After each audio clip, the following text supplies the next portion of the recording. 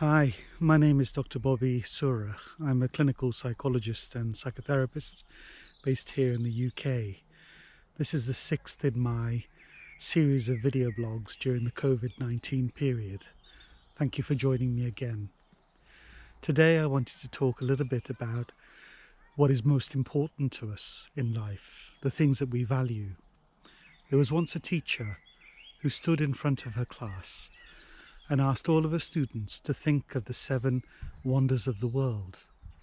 They all put forward some ideas, and although there were some disagreements, the list that they developed was broadly something like this: the Taj Mahal, the Great Wall of China, the Grand Canyon, the Pyramids of Giza in Egypt, St. Peter's Basilica, the Panama Canal, and the Empire State Building.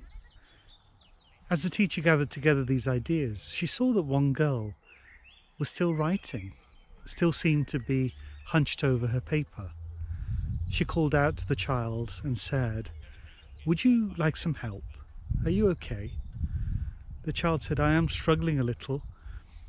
I don't know what to write." The teacher said, "Why don't you tell us what you've written so far, and maybe the class will be able to help you?"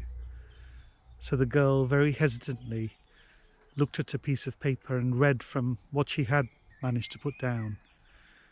And she said, "For me, the 7 wonders are to be able to see, to hear, to taste, to smell, to touch, to love, and to laugh."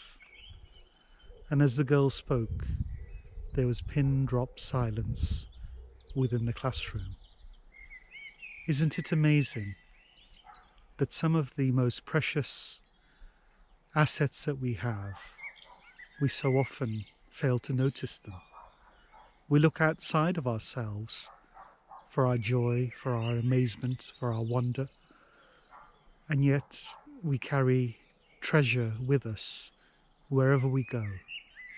If we are fortunate to be able to laugh and love and to be loved in return, during this period of COVID-19, we are all more isolated in one sense, more connected in another. We sit at home with our families, if we have children, or if we have a partner. And even if we are on our own, our thoughts and our heart is with those people whom we do love and we know are thinking of us too.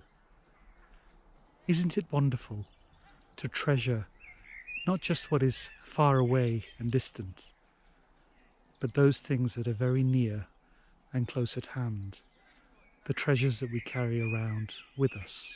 And more than at any other time in living memory, we are learning to value one another, learning what it means when we can't be together, missing each other, missing those things that we took for granted, to be able to sit in a coffee shop and be with other people, to be able to visit a friend for dinner, to be able to hold and embrace somebody, to be able to go out into the world and walk and wander freely.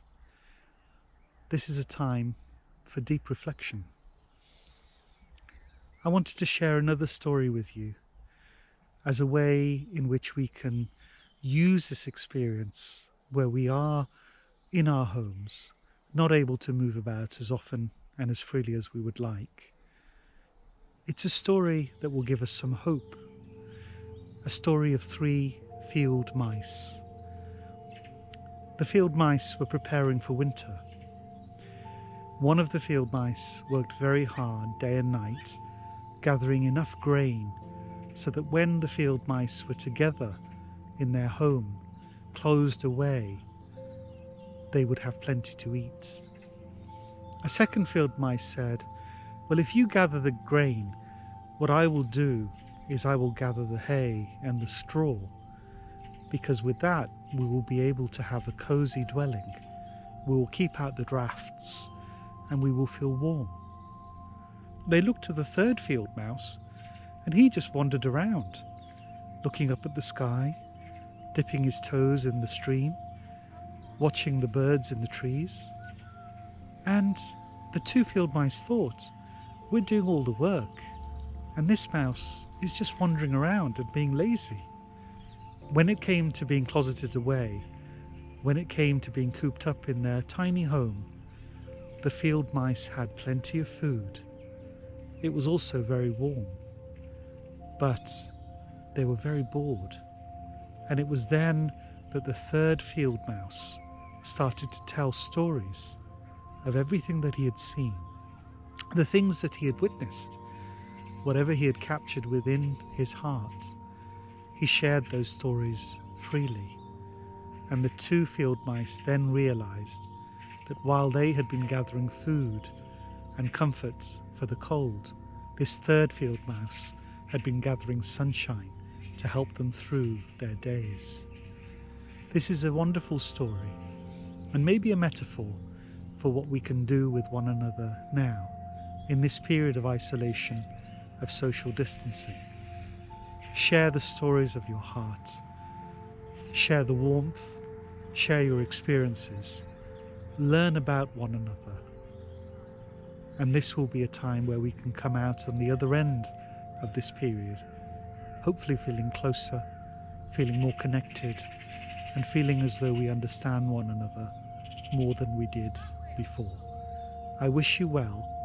I pray that you keep safe, keep together, even though we are apart.